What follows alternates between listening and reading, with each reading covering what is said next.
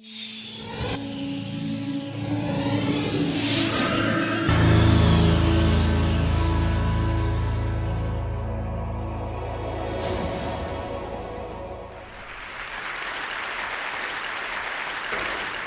years ago, I was in the street writing my name to say I exist. Then I went to taking photos of people to paste them on street to say they exist. From the suburbs of Paris to the wall of Israel and Palestine, the rooftop of Kenya to the favelas of Rio. Paper and glue, as easy as that. I asked a question last year, can art change the world? Well, let me tell you, in terms of changing the world, there have been a lot of competition this year, because the Arab Spring is still spreading.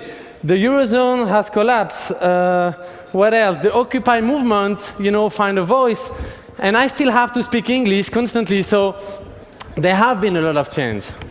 So when I had my TED Wish last year, I said, look, I'm going to switch my concept. You are going to take the photos, you're going to send them to me, I'm going to print them and send them back to you. Then you're going to paste them where it makes sense for you to place your own statement. This is Inside Out. 100,000 posters have been printed this year. Those are the kind of posters, let me show you. And we keep sending more every day. This is the size. Just a regular piece of paper with a little bit of ink on it. This one was from Haiti. When I announced my wish last year, hundreds of people stood up and said they wanted to help us. But I say it has to be under the condition I have always worked.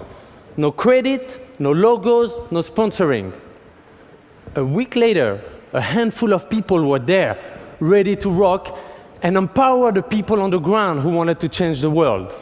These are the people I want to talk to you about today.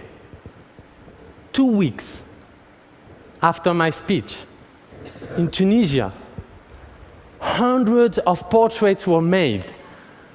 And they pasted every single portrait of the dictator by their own photos. Boom! This is what happened. Slim and his friends went to the countries and pasted hundreds of photos everywhere to show the diversity in the country. They really make Inside Out their own project. Actually, that photo was pasted in a police station, and what you see on the ground are ID cards of all the photos of people being tracked by the police. Russia. Chad wanted to fight against homophobia in Russia. He went with his friend in front of every Russian embassy in Europe and stand there with their photo to say, we have rights. They used Inside Out as a platform for protest. Karachi, Pakistan. Charmin is actually here.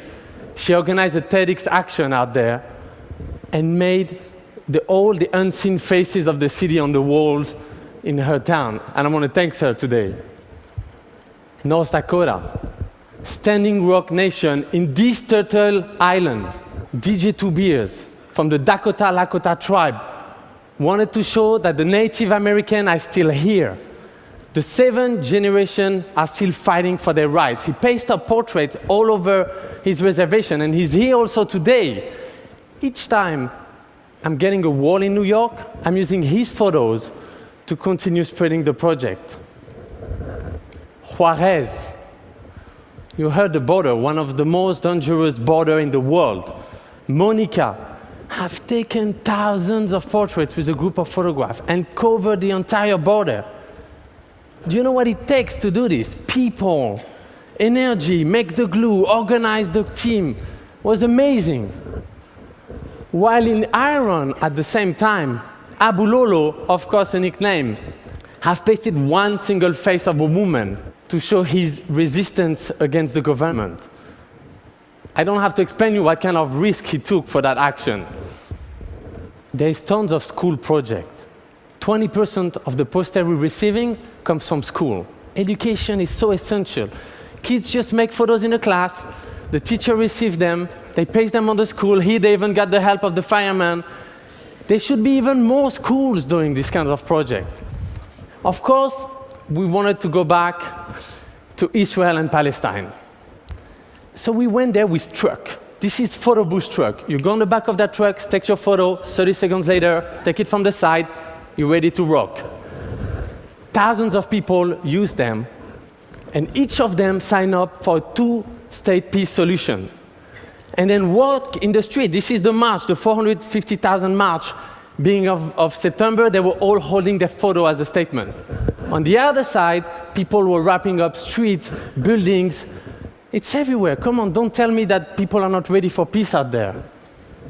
These projects took thousands of actions in 1 year, making hundreds of thousands of people participating, creating millions of views.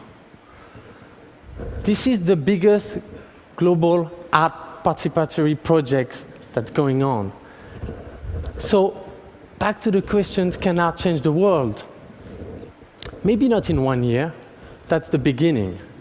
But maybe we should change the question, can art change people's life? From what I've seen this year, yes. And you know what? It's just the beginning. Let's turn the world inside out together. Thank you. Thank you.